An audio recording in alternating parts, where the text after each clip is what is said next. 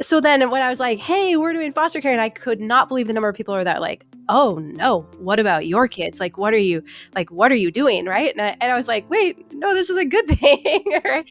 Welcome to the Minimal Mom Podcast. Today, Dawn is joined by Eric Porter, the founder and CEO of Backyard Orphans. This 501c3 interdenominational ministry is focused on engaging and equipping the church to care for hurting children in their own backyard. Since 2012, Eric and his wife Trisha have been in full-time orphan care ministry with the vision to train church leaders to develop a foster care, adoption, and support ministry. Well, so glad to have Eric and Trisha from Backyard Orphans with us.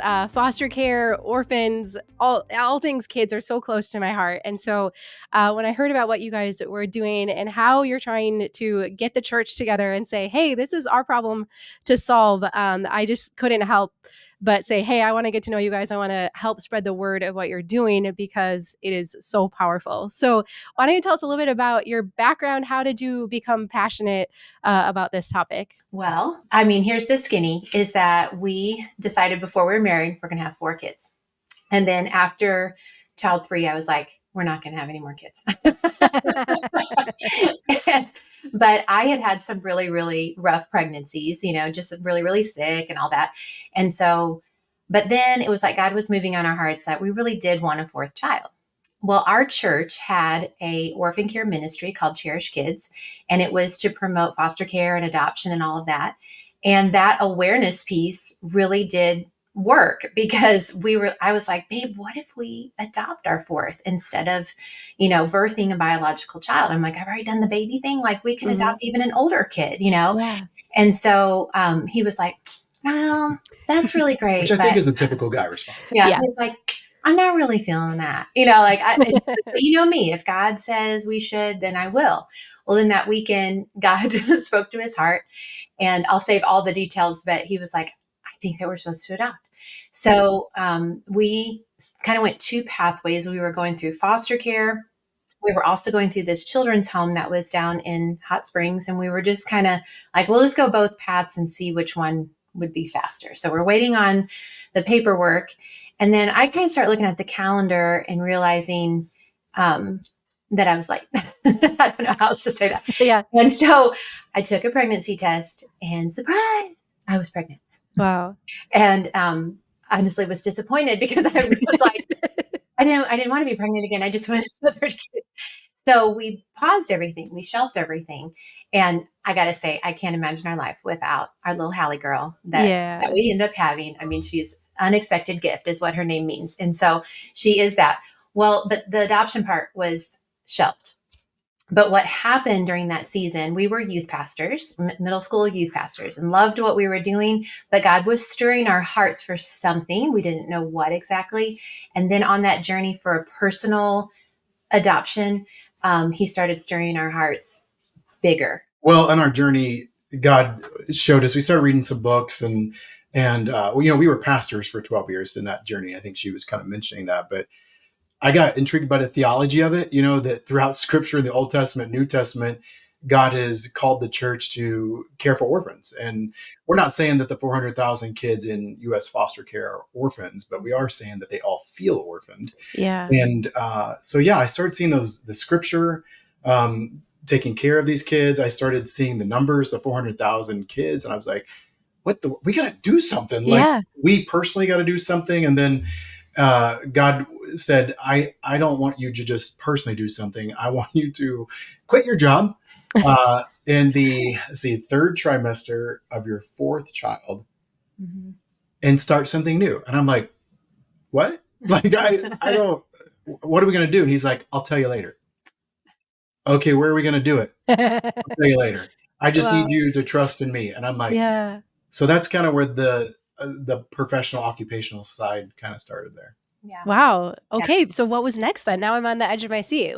Well, so we were actually at this conference, and the place that we were going to adopt from was called Pleasant Hills, and they had a booth set up. And so we're like, let's go over and talk to them and explain why we never moved forward with an adoption. I was, super pregnant. And as he's talking to the director, he's just like really passionate about like, there's 400,000 kids in the system. There's over 300,000 churches. And like, this is problem solvable. And where are the men in this space? And just going off. And the guy was like, have you ever considered leadership in orphan care? And he was like, that's when like a stick of dynamite, the Holy Spirit really spoke to him. Yeah. And so, but the funny thing was, is he looks at me, he's got tears in his eyes. They weren't like going down. They were just eyes were watering.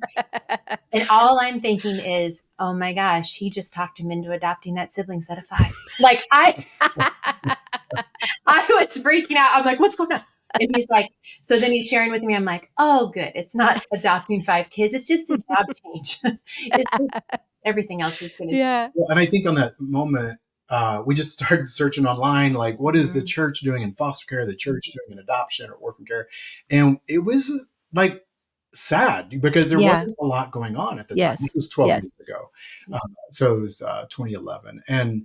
And that's when God was telling us to take that step. And he said, I want you to fix a problem. I'm like, okay, guys like to fix things. So what problem are we trying to fix? And so he kind of took me on a journey, and I started talking to really national leaders in the space of like faith-based foster care. And every person I talked to said the church is missing. And I'm like, what? We were a little spoiled, as she said, that our church was doing it, had a foster care ministry. So, but I knew there's 350,000 churches. And so I'm going, wait a second. Okay. So somebody just needs to go out there and tell these 350,000 churches that there's 400,000 kids and fix this problem. It's easy math, right? Right. Yeah. And so that's what God said. I want you to create a ministry from scratch and call it Backyard Orphans. And so it's that idea that God was showing us that we were flying over kids to reach kids. It's not that the ones in other countries are not important, but they're all important. They're all equally important. Yes. And we want to help the U.S. take care of the U.S., Kenya take care of Kenya, and so forth. Yeah.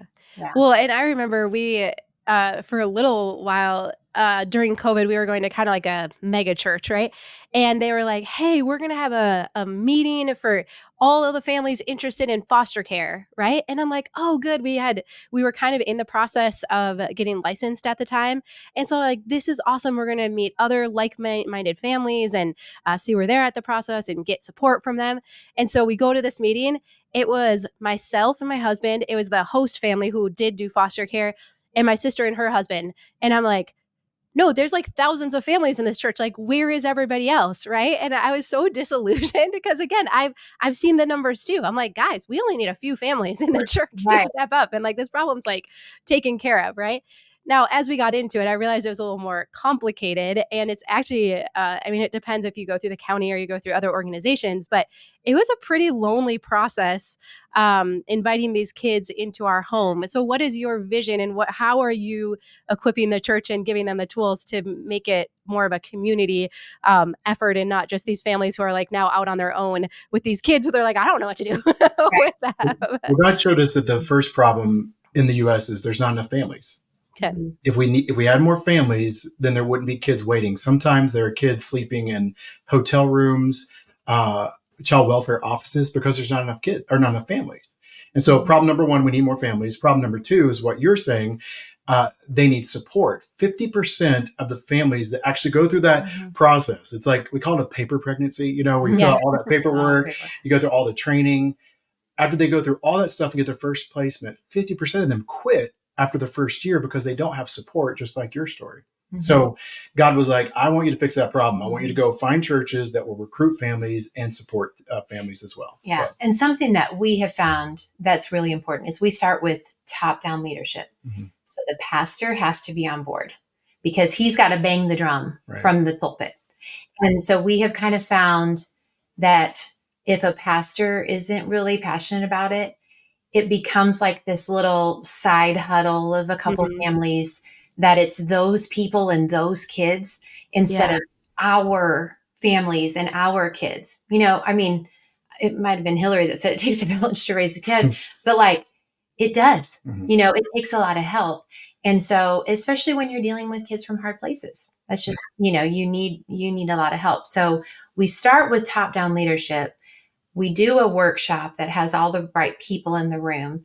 We don't want to burden the pastor with having to run the ministry. He just needs to be a sound, the what's the word? Voice, megaphone? The voice, the megaphone. That's the Yeah. He needs to be the megaphone, and just speaking on it every once in a while, like including it into a prayer. Like, guys, we're praying for our leaders, we're praying for our judges, we're praying for all the children in foster care, and our, like just getting it in front of the people so that it doesn't sound so foreign. I mean, I grew up not knowing anything about foster care. Nobody ever talked about foster care and adoption. And it wasn't until I was an adult that I realized a girl in my youth group was in care. And we gave her rides all the time, but nobody talked about it. It was like adoption was for people who couldn't have babies. Mm-hmm. So how do you take the stigmas away though? Because I could not believe.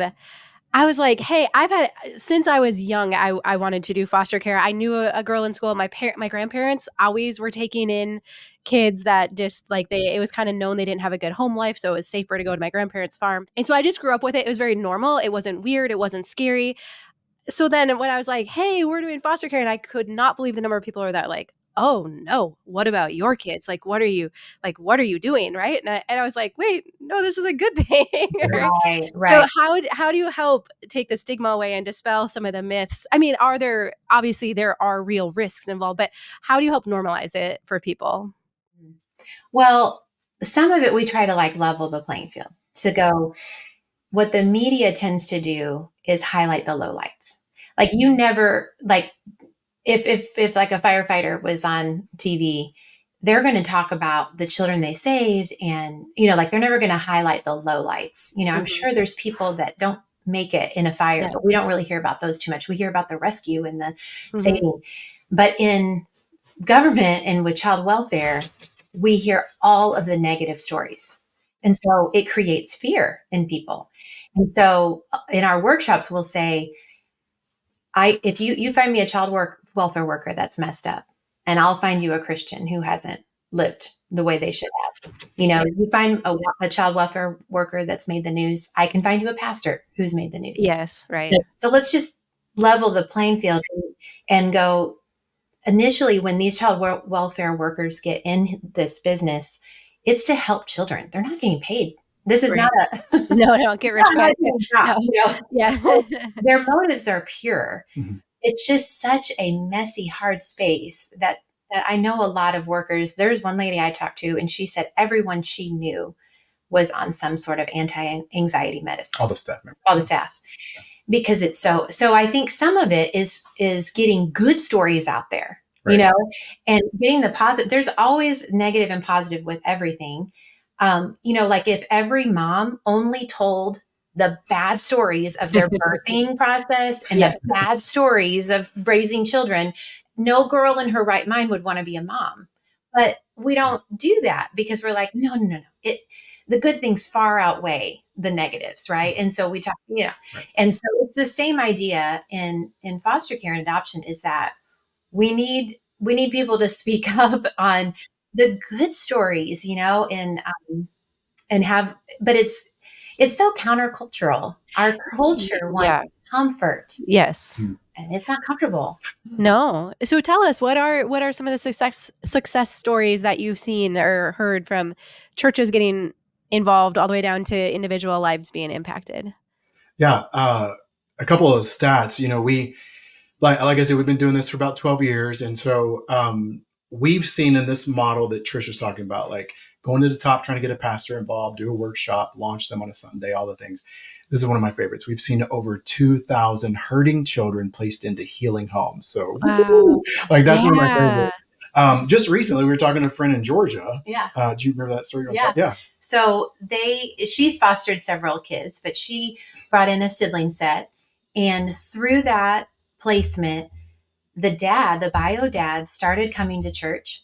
And their church, she said, we've grown by 20 people because of this one placement, because he started coming, his aunt started coming, like all these family members, community members, even the,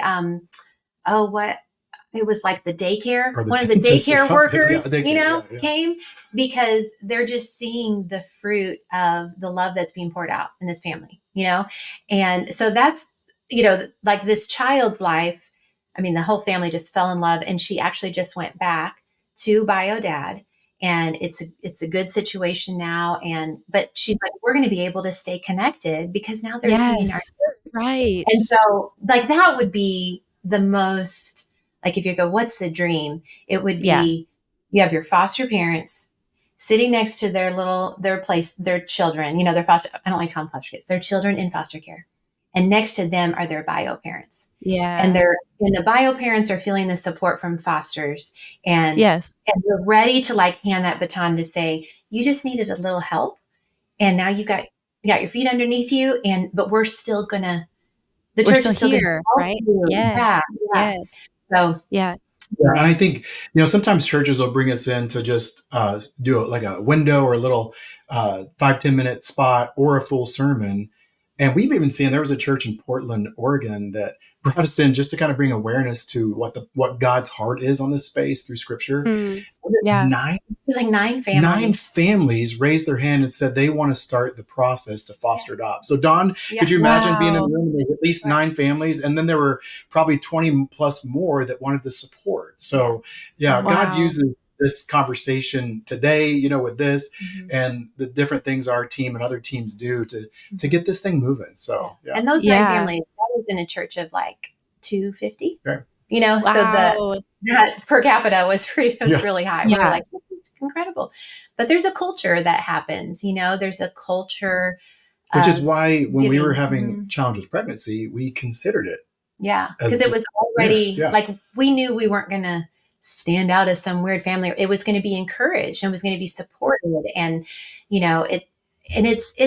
it's sad when some churches don't really get on board with it because they kind of like the comforts of what they have.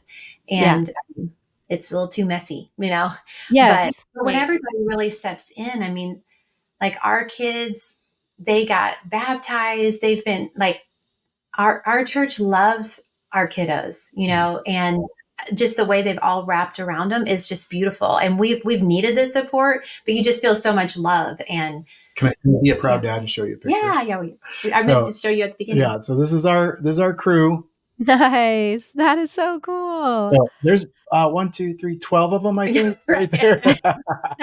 So we have 2 adopted and 4 biological. I'll let you figure out which one goes which. Right there. That is so cool. House of teenagers, house of wedding right now, house of a lot of That is so cool. And I think, I look back to that time when we did respite care for a little while. And on one hand, it was the coolest experience ever because we're super close to the Twin Cities. And so the 2 girls that we got to do respite care with, they lived in downtown St. Paul and with their grandma, and they did not really get to go outside and play because it wasn't safe, or their grandma didn't feel comfortable if they were outside alone. And so they came down to our house, and I just remember the one girl, I mean, she must have put like 100 miles on one of the bikes because she would just ride up and down the driveway, and they just lived outside the whole time they were here. And I was just like, that is so cool. Like, I mean, I'm not even hardly doing anything. Right? You're right. But then on the other hand, there was like the ride fell through. Like they had a service that was going to pick them up at their day program and bring them to our house. And then that fell through. And then I'm having to last minute, like I'm running and it's taking a long time to drive them at places. And so I saw like both ends of it where I'm like, on one hand, this is the coolest thing ever. How could we not do this? Like we have this house and we have space for them to come and just be kids. But then on the other hand, I understood too, like logistically and even some difficult things with the grandparent and stuff, like it was very stressful too. Right. And if I would have had more community around me to say like, hey, could you go pick her up today? Or, like I have to go drive, so I can't do dinner now. Could you have dinner at our house when we get back? I mean, I can't even imagine what a big difference that would have made. And so I think people want to help. I think they just don't always know how. So how do you help kind of explain what the need is and then connect the church community with each other so they can meet each other's needs? Yeah, we usually start like we did today, helping people understand where the problem starts, the numbers, what the Bible tells us, about caring for orphans and widows and defending the fatherless, to speak up for those that cannot speak for themselves. And again, Dawn, your questions are great because we've asked all these same questions before we even got into this space. Like, how do people get involved? If everybody's called to do something, what are those something? So our team developed 4 ways to get involved. So here's those Good. four levels. So level Okay. 1 is kind of, you think of like an entry level pool, zero entry. Yeah. So level 1 is awareness, like today, just like speak up, grab the microphone, learn the statistics, learn the scriptures, learn the stories, start bringing awareness to this. So people can like and share our social media stuff. And that brings awareness because, like Trish said, pastors don't even understand what's going on in their own backyard. And so level 1 helps bring awareness. Churches do Orphan Sunday or Stand Sunday. It's usually the second Sunday of November every year, which is Okay. National Adoption Month. So churches can bring attention to this and speak up. Level 1. Level 2 is like they can do backpacks, shoes, clothes. Different organizations or churches do like backpack drives at going back to school, or Christmas drives, the angel tree stuff. So those things are always helpful for families, to come around with food and clothes and shoes and things like that. Some want to, like, we call that like transactional. And I do believe that the US gets that part. They Yeah. can do level 1, level 2. We love bringing awareness, and we love like the trend, giving something. Yes. What we're trying to say is, let's go a little bit deeper to level Yeah. 3, which is what you guys did. That's like respite. That's just more relational. Yeah, it's more relational, more discipleship. mentoring. Yeah, it's mentoring, training, teaching, Maybe like support classes, Yeah. things like that. helping Just more kids. relational. There's 20,000 kids that age out of foster care every year. Most don't have a driver's license, so that's like a level 3, helping them get jobs or how to do an interview, a resume, all that stuff. And then the deep level 4, is asking people to open their homes to bring in a kid to foster or adopt. So yeah. Yeah. And in that, when we're helping a church develop their ministry and it's custom fitted to what they want to do, the 4 main support groups that we encourage them to have is 1, a prayer team. And it's not just these people that are just kind of praying on the side. It's like, you've been assigned the porters, and you're going to text them, and you're going to encourage them. You're going to ask them if there's anything specifically, but like, you're going to call down heaven for them, like you're going to pray. And so there's a prayer team, then a meals team. So when there's a placement, these people rally around and provide meals at least for a week. So meals, prayer, babysitting team, people just to say, hey, we want to give you a date night a couple times a month. Yeah. We're going to come in, and in that team could be like the transporters, people from that are like, I want to help you get these kids to an appointment. And then the last one is an advocacy, like somebody who's like, I've been there, done that. Let me help you through this process, type of thing. It's like an older mom with a new mom saying, Yeah. "This is normal," or go to the You're not losing your mind. Yeah, so. yeah. Yes. So, Yeah. but there are a smorgasbord of, some churches, like, they already have some things in place for like, don't reinvent the wheel. Just now you're adding foster families to help. Some of them have like handyman teams because maybe they take in a special needs child that need a ramp on their house, Yeah. And so then the handyman team comes and helps them get their house ready and things like that. So That's so cool. it's really fun because in the workshop, we'll help identify what teams they would really like to do. And we'll say, start small. You can always grow. Mhm. Don't start with 20 teams and you Yeah. can't, keep up. And then they'll start like volunteering people to lead those teams. But there's like an energy in the room that's excited about it. Yes. Because Yeah. it's not, nobody's a lone wolf in this. Yes. It's Right. a team, We So tried to help them to start minimal. yes. Yeah. Yeah. We're like, I like that. Yeah. That's awesome. And so are you connecting people then? Are you working with counties and states, or are you how are the kiddos getting connected with the families? Yeah. The last few years we've expanded throughout the US. So we never want to neglect our own backyard while we're helping other people take care of their backyard. So yeah, everywhere we go throughout the US and now other countries, we start very high level and start getting like the highest level of the church connected with the highest level of child welfare in their county. And so there's a relationship with like the lead pastor and the child welfare people in the county. And then most states, not every state, they also have like an agency, like you mentioned, that licenses foster adopt families. So we help the church identify a faith-friendly agency that will work with them for many years, really, so that the church at least has one primary agency. So again, connecting those high-level leaders in the room in that workshop, building a relationship, not as a consultant, but just kind of like building bridges, you know what I'm saying? So that there's a historical distrust between the church and the state, you know? Just a And bit, just little. and we kind of joke like, I wasn't there when the church divorced the state back in the day. You know? For the sake of the kids, guys, can we get back together? Right. You know? Yes, And right. so really that's what we're trying to do and saying, hey, government, you need families. Church, you have families. Let's work together and try to help these kids. And it's been working beautifully. And there's always challenges, there's always difficulties and hurdles. But if we keep our eye fixed on the big picture, helping kids find homes, we can overcome some of those hurdles. So Yeah. I just think that's so cool. And I can see how when you are bringing these teams together, I think so many people in the church, at least what I've experienced, they want to help. They're like, literally, tell me what to do. But it's intimidating, like helping other people, knowing what to do and where to go. So I love what you're saying. If you're like, hey, pick a team, like what do you have to offer? What's in your hand that you can use right now? And maybe you're not in a position to open up your home, but could you do one of these other things? And I have to imagine too, as there gets to be a track record of these families who have opened up their homes and the other members of the church can see like, oh, they are being supported.